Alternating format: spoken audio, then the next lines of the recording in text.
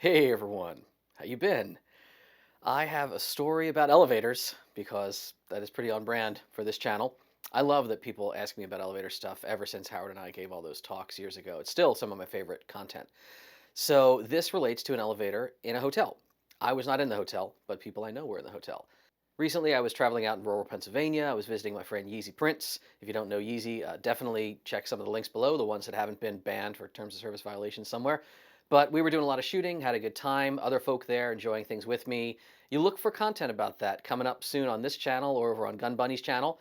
She and I had a blast. Yes, of course, I know Gun Bunny. If you don't, you should be following her. I know it's the rule of the internet. Nobody knows Deviant, but Deviant knows everybody.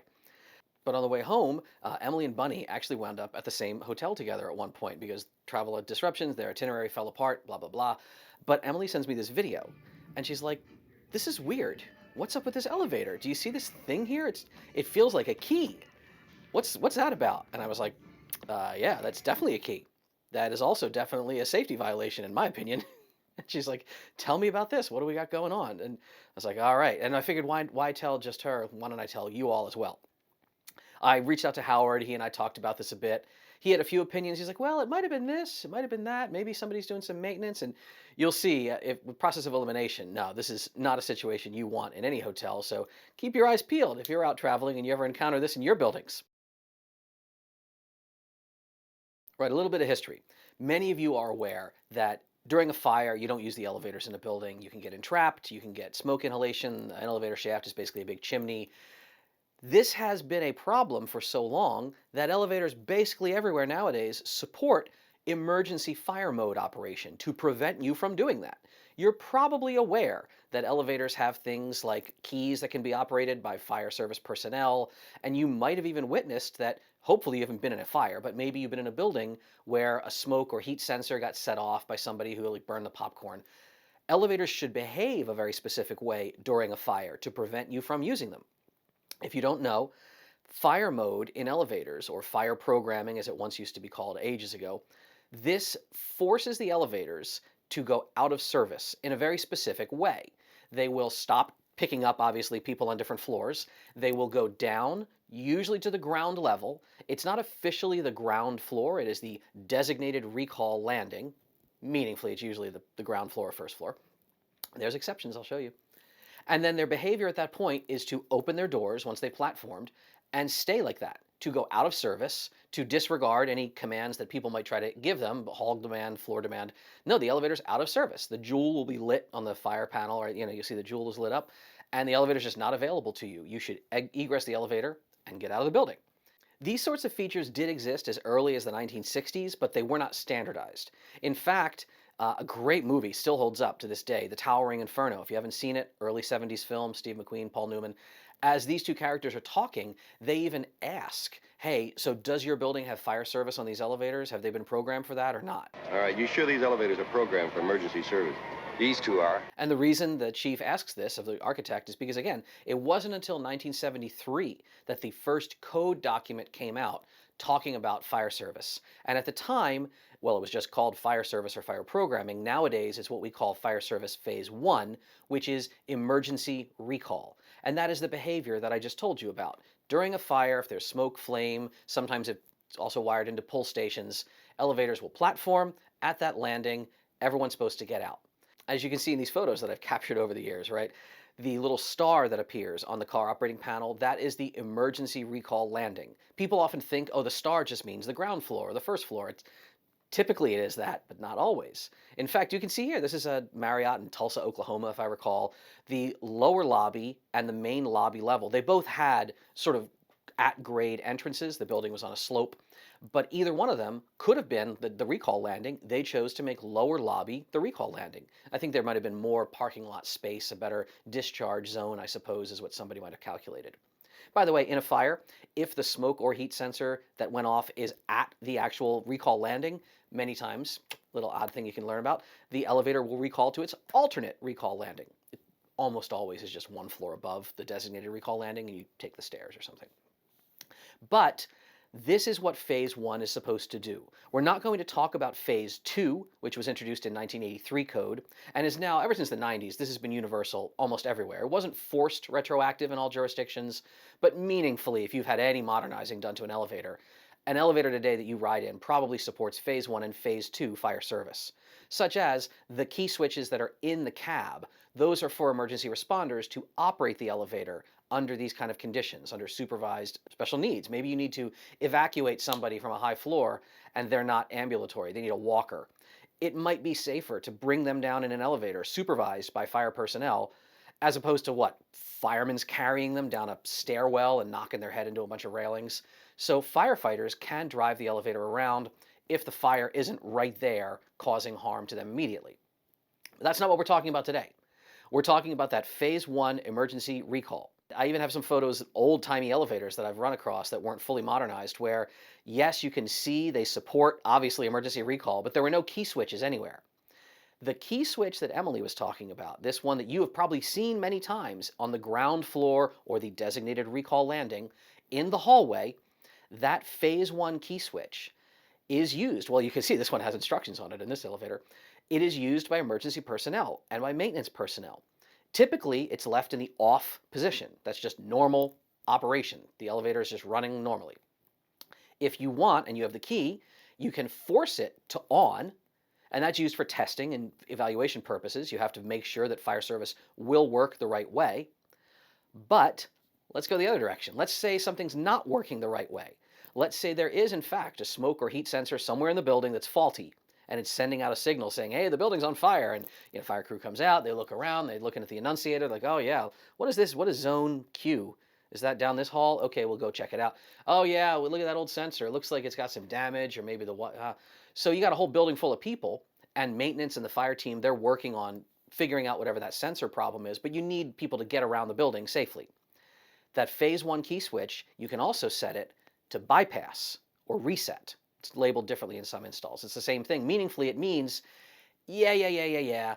I know you think there's a fire, Mr. Elevator System, but trust me, I know there's not. It's safe. Go on about your business, operating normally, collecting calls and addressing floor demand. You understand, though, that's only supposed to be done if there's like emergency responders on site and responsible elevator technicians on site working the problem. In fact, you're not even able to pull the key from most phase one key switches if it's in bypass mode. You're not supposed to ever have the key out and just no one there. You should always have a human being there in case there's, heaven forbid, an actual emergency. You got to get those elevators recalled down to the floor. That's not what you see here, though, is it? I almost guarantee you this is a situation where the building has some kind of sensor that's faulty. And Howard and I talked about this. He was like, oh yeah, they've got a problem with something. They're trying to squelch it. I said, yeah, but why would they tape the key and walk away? And he asked me, he's like, well, maybe, did she ask, were there emergency crews in the building? I was like, no, there's nobody around.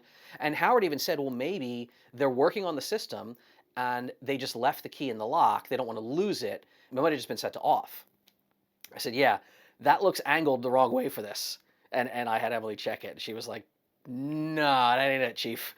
No, this is set to bypass and forced onto bypass. So that's not good. It effectively means that if there is a fire in this building right now, the elevators will not go on emergency recall. They'll keep operating normally.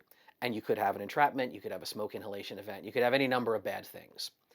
So that brings up the question, what would you do in this situation?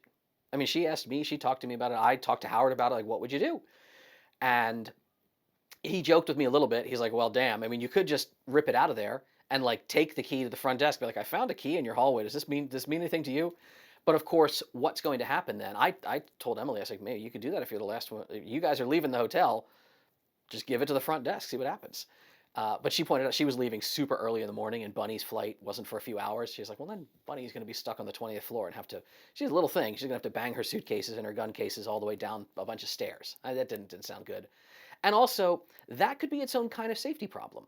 Because that's what will happen. If you are in this situation, I almost guarantee, you rip the tape off, you turn it back to off, you pull the key out, whatever sensor is alerting is going to keep alerting. The elevators are all going to recall and sit there with their doors open. That's not just an inconvenience. That is, in fact, a problem for people in the building. What if you have a bunch of old folks who have to get out of their rooms for, who knows, maybe they left their inhaler or their, their medicine down in the car. And then what? You've got an old person who can't walk very well trying to go down the stairs. Maybe you have people just trying to make a flight and they're trying to hump their baggage all the way down the stairs because, oh, the elevators are broken, and they trip, they fall. You could be causing other disruption in people's lives that in total might be greater than the risk of this unsafe circumstance. Ultimately, I said I would try to contact the authority having jurisdiction. It's probably the local fire marshal.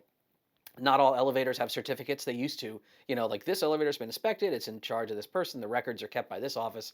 Not all elevators have that. I was told this elevator didn't have anything like that. But you can try to look that up. You can look up fire marshal for your local city, send the photos, place a phone call, do something ultimately. I mean, elevators, as I like to say, elevators are very safe systems, but they still need routine maintenance and upkeep. And this is just a sign that something is not right in this building. If you can believe it, this is not even the first time I have seen something like this before. So yeah, report these things when you see them, just like any kind of security risk in your buildings, right? You've got to, and when you report it, you're sometimes telling a person who doesn't want this information. So report it in writing.